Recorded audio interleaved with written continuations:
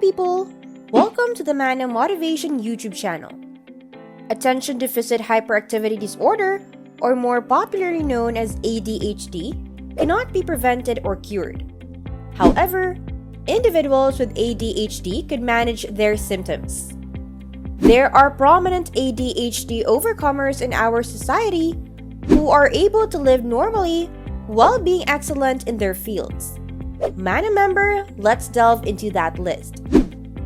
Songwriter Beth Nielsen Chapman has been a success since making the transition from singing in local places to touring the world and writing hits for artists such as Bonnie Raitt, Emmylou Harris, Bette Midler, Elton John, Trisha Yearwood, Faith Hill, and others. Nielsen Chapman has recorded her own albums including Prism, written records for artists like Bonnie Raitt, Emily Harris, Bette Midler, Elton John, and Trisha Yearwood. Her own songs have been massively successful, and she serves as a professional songwriter as well as a workshop leader. In 2014, she released Uncovered, and The Mighty Sky is nominated for the coveted Grammy Award for Best Children's Album.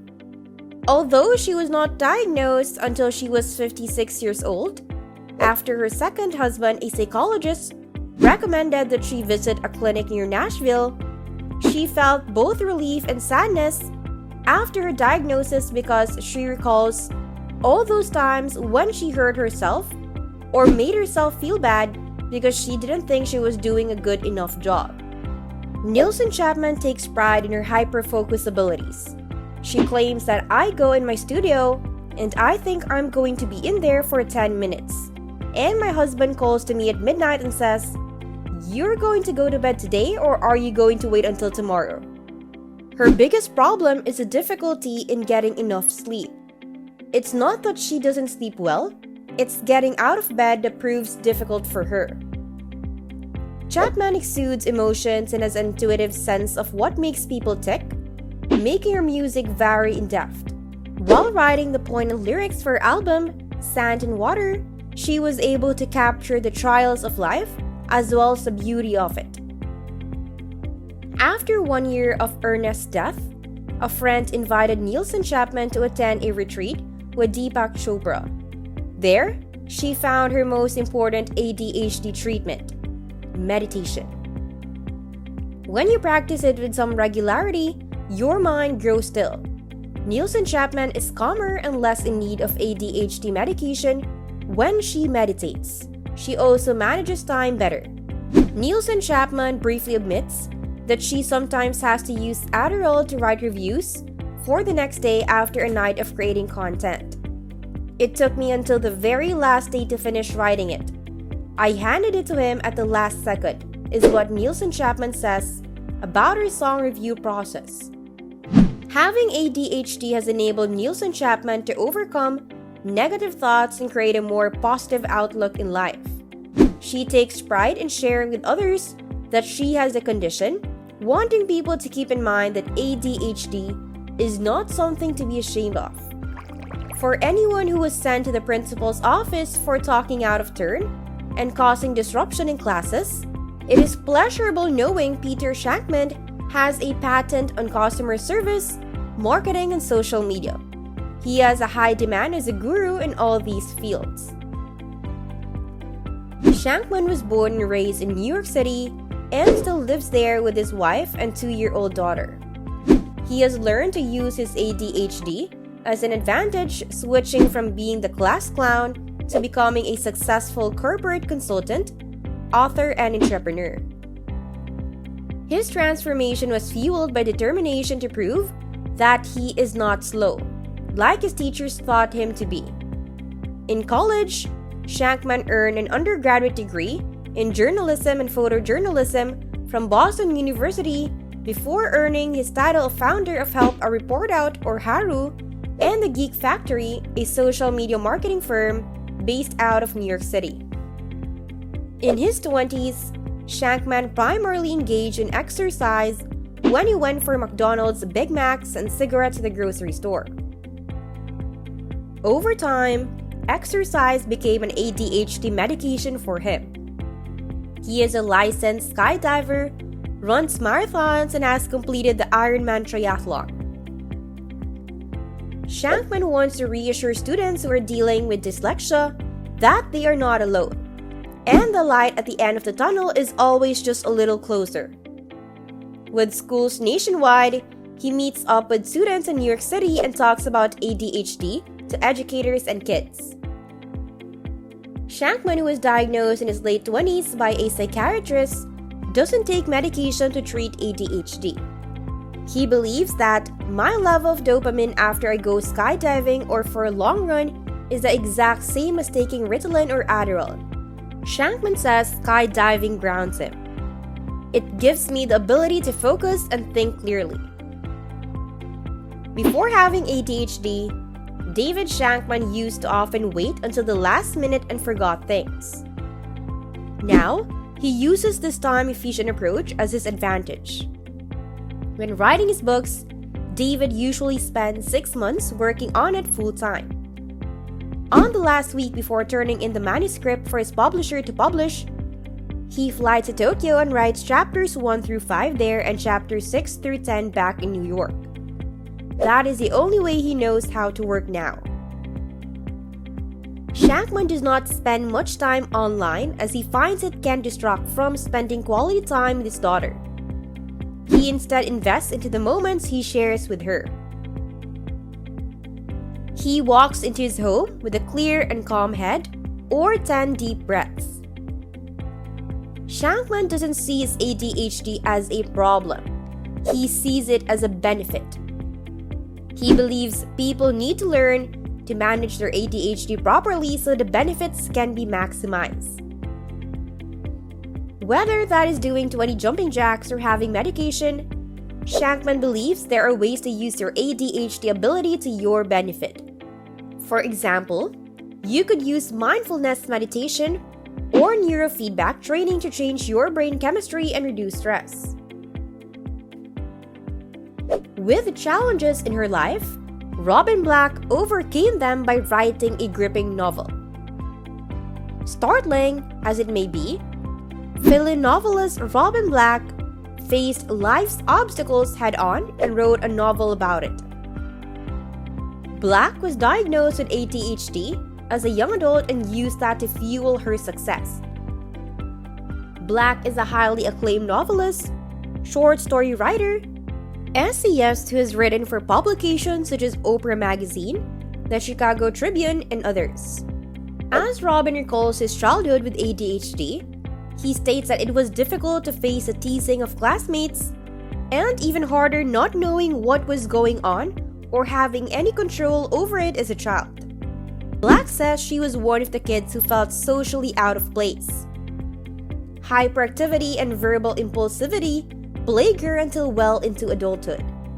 Even as an adult, Black couldn't stop herself from dominating conversations. She learned to use a watch time herself. Once I had spoken, I made myself wait 6 minutes to speak again. After high school, Black went on to attend Sarah Lawrence College and applied while studying engineering. Although the tutorial format helped her study more efficiently, it took her 6 years to graduate. In college, she married after dating an engineer for 5 months. At 25, she became pregnant. As a mom, Black felt like she finally accomplished something in life, but her marriage had dissolved a year later. Following the birth of her 4th child, her life changed forever. Her youngest daughter was diagnosed with ADHD, making her realization about how she was treated them both for their entire life. Suddenly and by sheer chance, all of these behaviors that she had labeled as bad became clear. She felt liberated. Black learned how to write a novel as she dealt with grief of losing her diagnosis. Her psychiatrist helped her strategize on how to tackle it. Black took 50 pages at a time and wrote them into a 10,000-word novel. Her emotional hypersensitivity made her writing relatable and personal. The people who like my work like it because of the emotional observations and nuance. The downside of my hypersensitivity is that I am hypervigilant about whether I've hurt someone's feelings or said the wrong thing. Black's organization still leads to lost files and lost time. I must have been writing for 10 years before it occurred to me to numerically sequence revisions. It was her husband who suggested this might be more helpful than tilting a document. Clara story the day I forgot to eat lunch. Adolescence can be a tough time for everyone and even without ADHD. Black struggles to stay focused on her schoolwork. She advises people with ADHD to get the help they need, saying that it's not something you can handle on your own.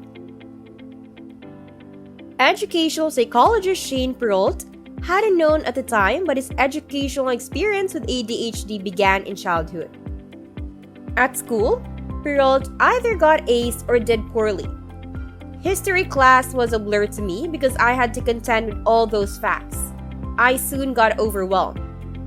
Peralt said he had loving, supportive parents who were frustrated by their son's performance in school.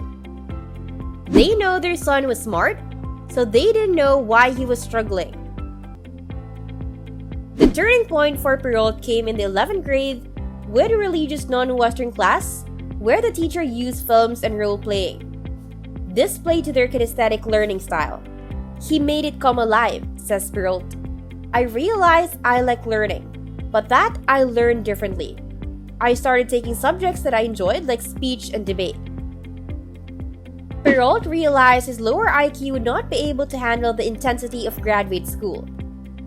Because his ADHD, Peralt had a strategy to take breaks and study in tangible chunks of time, not hours. A college town in which fellow students talk about sports and Peralt is clueless became a product of Peralt's ADHD. His symptoms contributed to his social skills, causing him to be out of touch with the status quo. When his school psychologist told him he might have attention deficit hyperactivity disorder, Peralt at first was in denial. Eventually, a paper and pencil screening test confirmed his diagnosis. The test was a relief to Peralt because he had been trying to figure out why he wired differently than his classmates and not doing as well as they did. Peralt found it difficult to learn skills by rote, but he did have a creative spark. When faced with challenging reviews, Peralt came up with alternative explanations that others considered. These days, Peralt uses physical activity to treat his ADHD, including skating and cycling. Instead of medication, he tries to ride 100 to 150 miles a week. He finds that feeling the endorphins and expanding his learning on topics of interest from Carl Jung to Abraham Maslow provides him with enjoyment. To avoid boredom in his professional life, he does what he used to do in grad school, which is to fight in an environment where there is a lot of stimulation. For example, the coffee shop.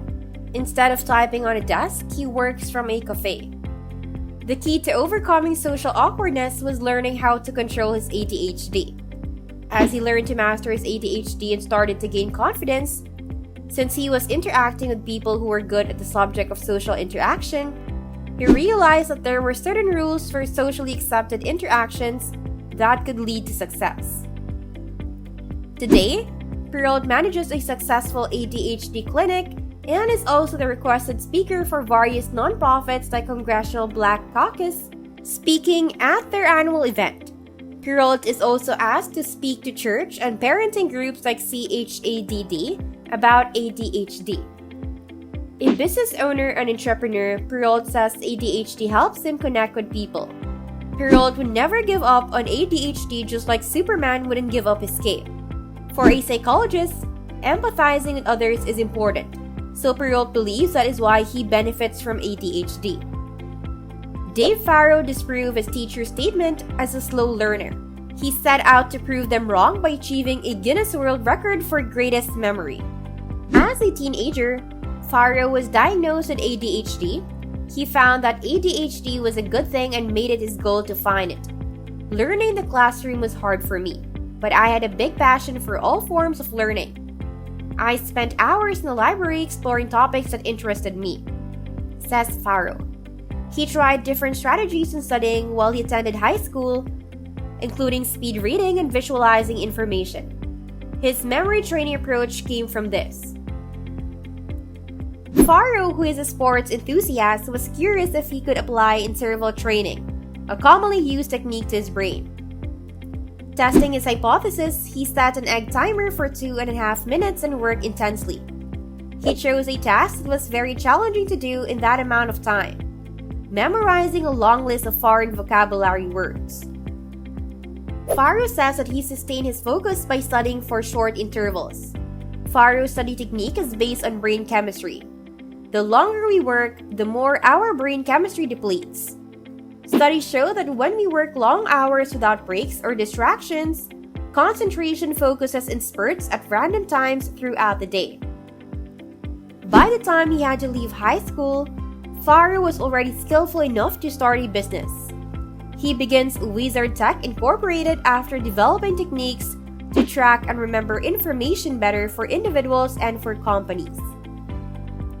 In 1996, Faro became the first person in the world to win a Guinness World Record for greatest memory. The achievement led to new corporate clients, television spots, and work with McGill University neuroscientists on a pilot study based on the Faro memory training technique. A self-described adrenaline junkie, Faro uses athletics to treat his ADHD and simultaneously combat his mood disorder. The euphoria I feel after resistance training just makes me feel better. The high-risk behaviors that lead to adrenaline chasing also affected Faro's social life, especially dating. I had to kind of go through relationship after relationship, failing until I found the right fit. In 2008, after several years of dating, he married Andrea. Faro uses his unique approach to life to foster success. With ADHD, we have been struck with lightning and made different than everybody else. Why try to conform? Why not embrace your differences? That's it for this video, Manna member. Remember to subscribe to our channel, and if you feel like we have delivered value, please share this video with one person. That's right, just one person as token of your appreciation for the hard work you put into making content that educates and helps you on your mission of building your own fortune. Remember, you can watch video after video, but it isn't until you actually take action that you will start to see results. See you soon.